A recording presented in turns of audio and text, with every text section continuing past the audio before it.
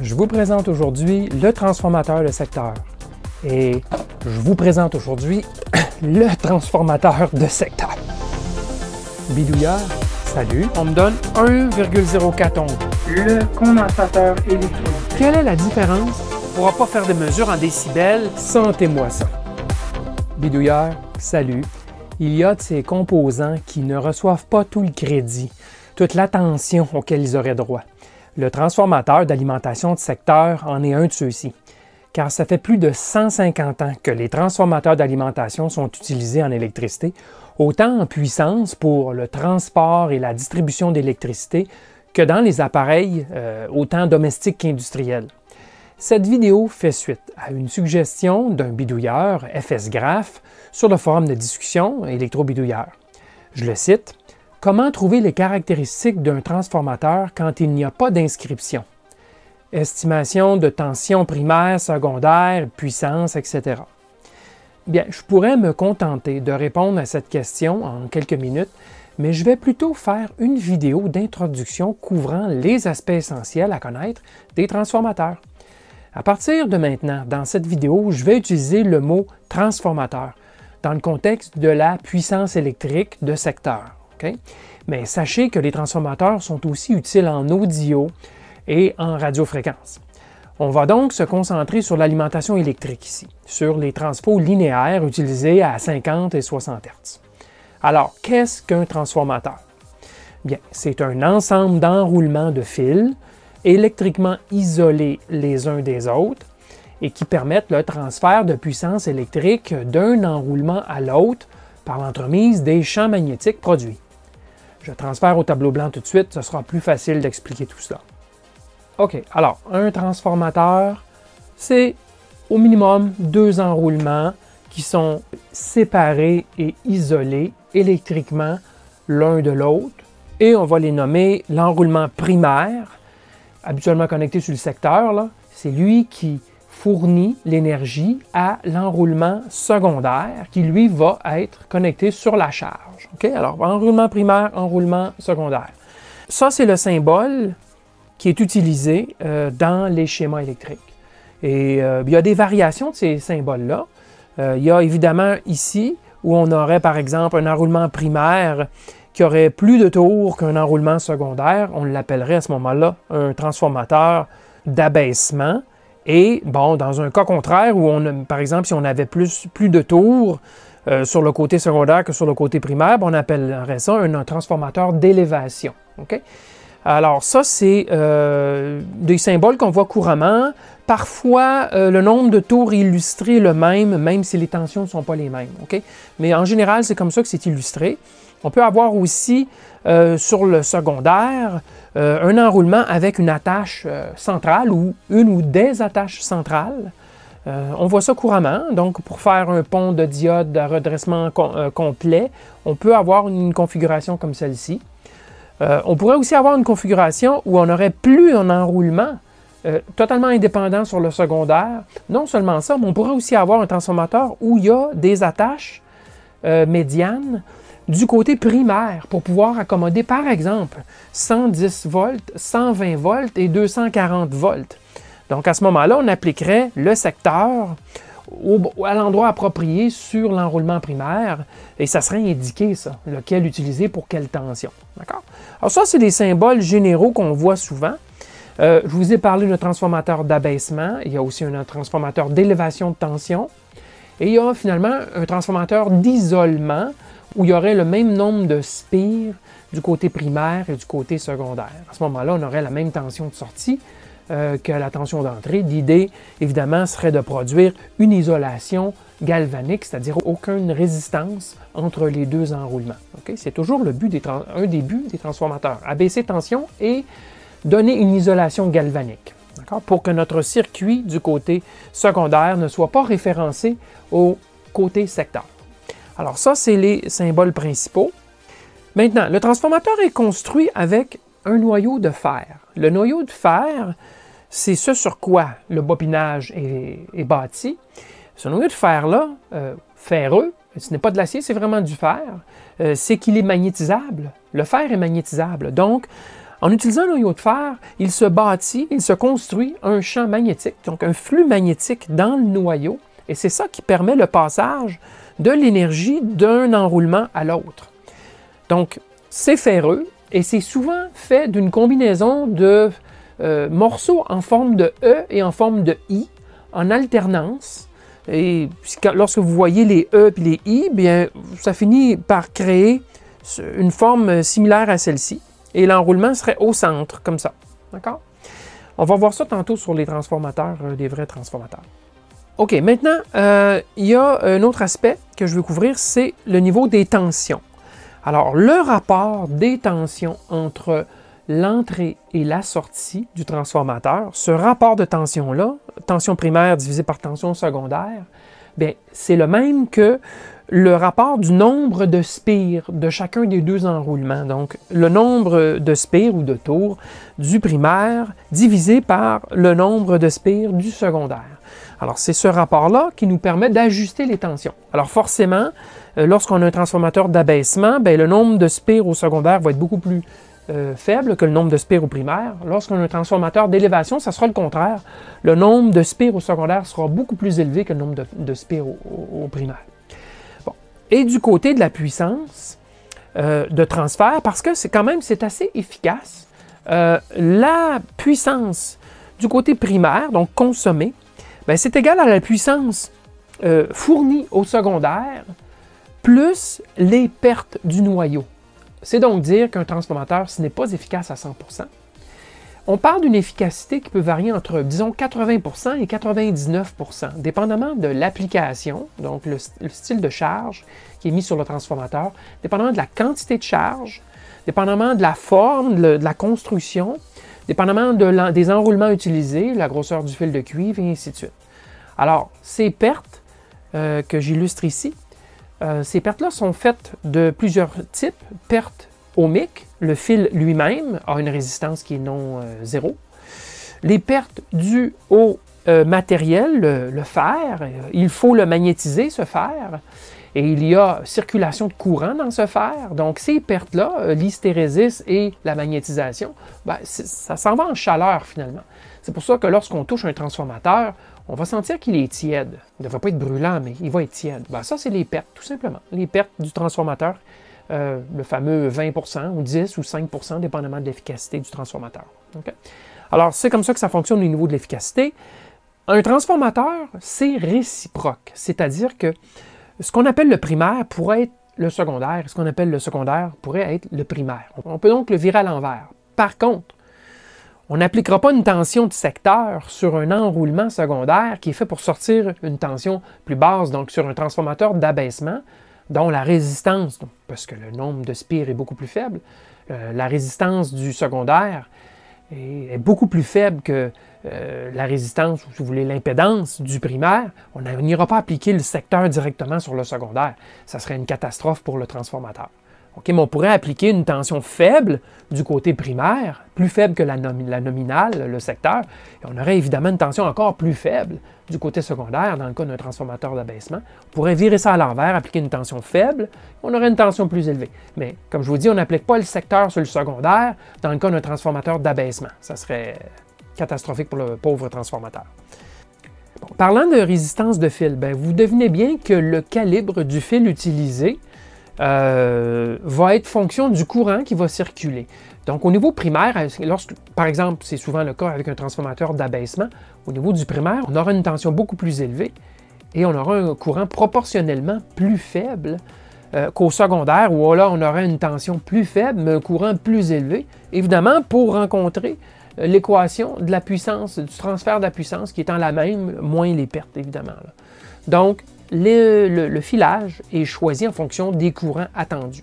Il est possible d'estimer la puissance maximale approximative qu'un transformateur peut fournir en mesurant la section sur le dessus du transformateur, la section autour de laquelle le câblage, le filage est enroulé, et en se référant à cette table-ci, avec l'aire de la section, donc, on peut savoir approximativement la puissance maximale que le transformateur pourra supporter. Mais ça, c'est important si on veut rebobiner Donc, réutiliser le transformateur pour d'autres applications. Maintenant, il y a autre chose que je veux mentionner. Il existe des transformateurs toroïdaux, donc des beignes, pour le secteur. Pourquoi il existe ce genre de transformateur? Bien, ces transformateurs-là sont plus petits que la moyenne des transformateurs pour une même puissance de type classique. Ces transformateurs-là sont aussi beaucoup plus contenants au niveau du champ magnétique. Il y aura moins de radiation extérieure des champs magnétiques. Ils sont plus efficaces aussi, de façon générale, mais malheureusement, ils coûtent un peu plus cher. Ça ne fait pas plus qu'une quarantaine d'années que ça existe, les transformateurs toroïdaux. Avant ça, c'était vraiment les transformateurs classiques de ce type. OK, maintenant, allons voir quelques différents types de transformateurs. J'en ai plusieurs, des gros, des petits. J'aimerais vous montrer à quoi ça ressemble. OK, alors voici un assortiment de transformateurs de secteur, des plus petits, jusqu'au plus gros qui doit peser au moins 10 kg. Alors, on voit clairement le noyau ferreux dans plusieurs cas. On peut les regarder. Ce sont tous des transformateurs faits de fer.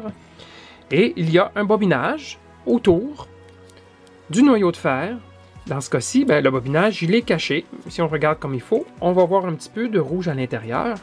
Le rouge, c'est en fait du filage qui est émaillé, donc qui est isolé. Les fils ne se touchent pas. Les spires consécutives ne se touchent pas les unes avec les autres.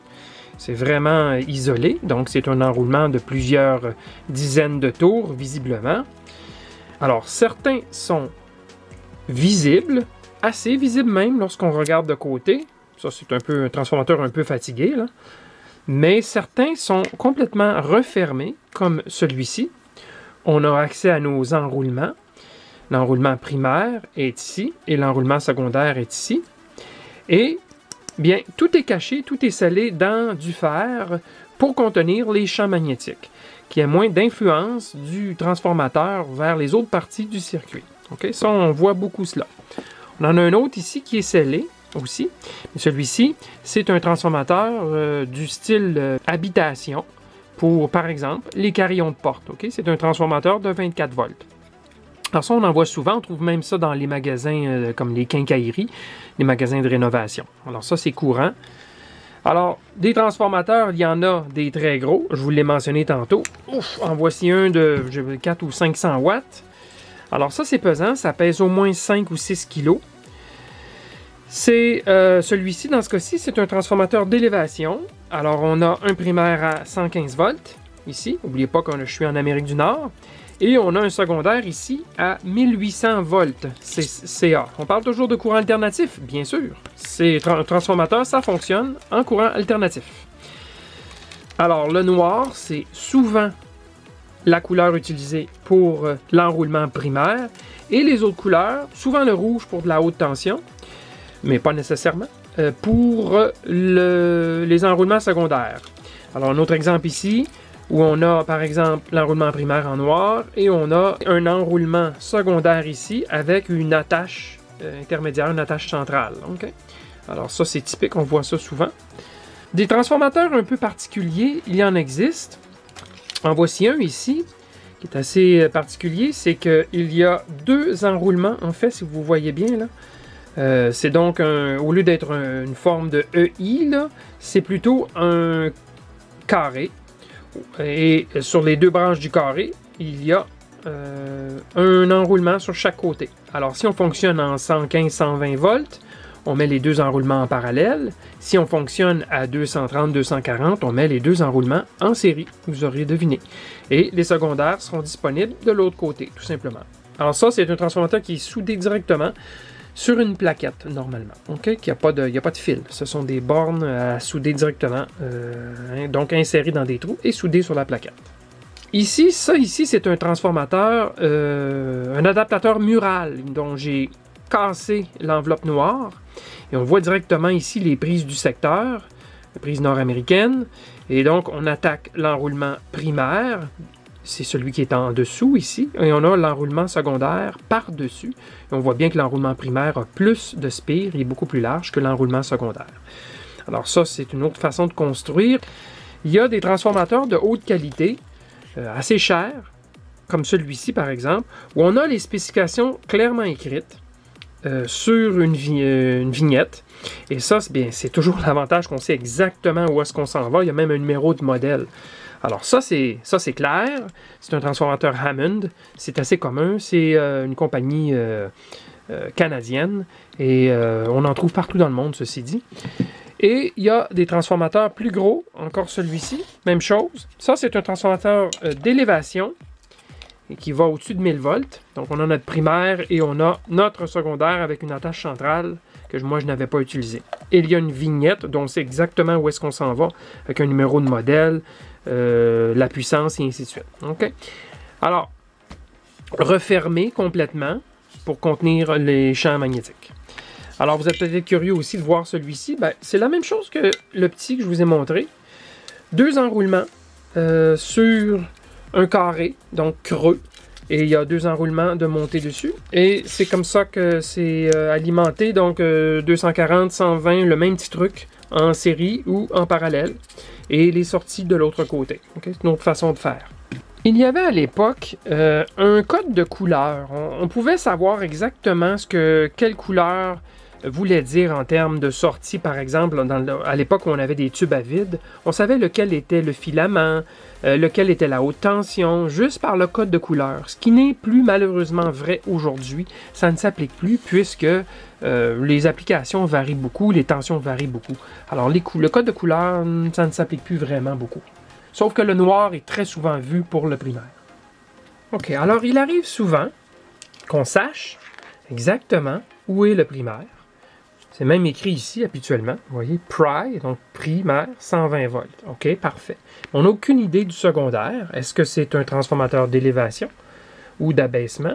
Probablement un transformateur d'abaissement, mais pourquoi ne pas le vérifier? Alors, on va mesurer la résistance de notre primaire pour nous donner une bonne idée de référence. Alors ça, déjà en partant, je mesure. J'ai connecté mon ohmmètre sur le primaire. Et je lis 138 ohms. OK? Alors, parfait. Maintenant, si on se prend sur le secondaire, l'autre côté, ici, on se doute bien que ça serait notre enroulement avec une attache centrale, surtout au vu comment les couleurs sont sorties. Regardez, vert aux 2 extrémités avec jaune au centre. Et c'est vert et jaune sur les fils, donc fort probablement une attache centrale sur le jaune. Alors, on va mesurer la résistance sur les 2 fils verts et on obtient 1,6 ohms. OK, 1,6 ohms, c'est donc dire qu'on avait quoi, 138 et 1,6. On se doute très fortement que ça, c'est un transformateur d'abaissement et la sortie se trouverait ici. Maintenant, on ne peut pas conclure sur quelle va être la tension. Le diamètre du fil, donc le calibre du fil, détermine la résistance, pas seulement le nombre de tours. Donc, on ne peut pas se fier uniquement sur la résistance. Mais ici, c'est clair que c'est un transformateur d'abaissement. Okay? Alors, pour vérifier les tensions, il faudra le brancher tout simplement sur le secteur et vérifier quelles sont les tensions de sortie. Avec un voltmètre CA, il n'y a pas de problème, on va le faire. Ceci dit, il est censé y avoir une isolation complète entre tous les enroulements et le boîtier, donc la cage, le noyau de fer. Et on peut le vérifier très facilement. Là. Si je me déplace ici et je touche à tous les fils, il n'y aura aucune conductivité électrique. Okay? Ça, c'est dans 90% du temps des transformateurs, il n'y a pas de conductivité électrique entre l'extérieur et les enroulements. Sauf dans les fours à micro-ondes, vous allez trouver des transformateurs dont la sortie haute tension, qui est très souvent 1500, 2000, 2500 volts. Cette sortie-là aura un des 2 fils de l'enroulement de haute tension attaché physiquement sur le noyau du transformateur.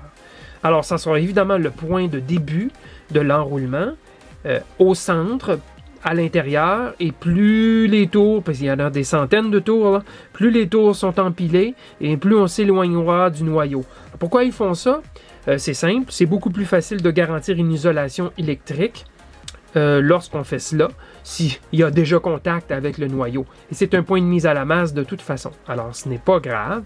Ils doivent juste s'assurer qu'au fur et à mesure que les tours sont construits sur le secondaire, qu'il n'y a pas de contact physique avec le noyau. Mais une des 2 extrémités peut l'être. Il n'y aura pas de problème et ça ne causera pas non plus de claquage d'arc électrique ou quoi que ce soit. OK?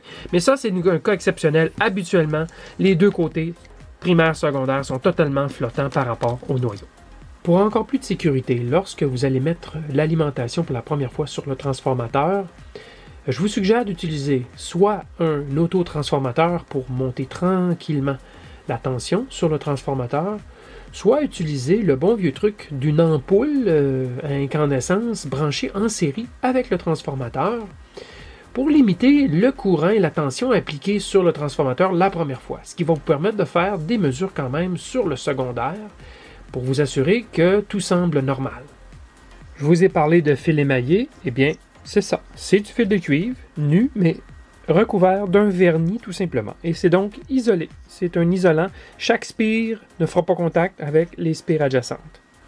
Autre petit commentaire, soyez prudents. Certains transformateurs sont des transformateurs audio. Vous en avez un exemple ici sur des cartes modem téléphoniques. Bien, il y a souvent un transformateur, mais c'est un transformateur d'isolation audio. On ne met pas ça sur le secteur, OK? Alors, si vous n'êtes pas certain, ne prenez pas de risque. Bien voilà, ça fait le tour du sujet. En tout cas, c'est suffisant pour que vous puissiez récupérer et réutiliser des transformateurs dans votre bidouille. Un bloc d'alimentation linéaire, c'est un beau petit projet de base, très gratifiant pour un bidouilleur débutant et c'est formateur aussi. Comme toujours, je vous invite à voter votre appréciation sur cette vidéo en cliquant sur un des pouces. Si vous appréciez le travail que je fais, je vous invite aussi à me supporter avec une petite contribution via PayPal ou Patreon. Ce serait bien apprécié car j'encours des dépenses pour produire ces vidéos. Pour plus d'infos, vous trouverez un lien à cliquer sur l'image durant le générique qui suit dans quelques secondes ou dans la description de la vidéo tout simplement. Merci et à la prochaine!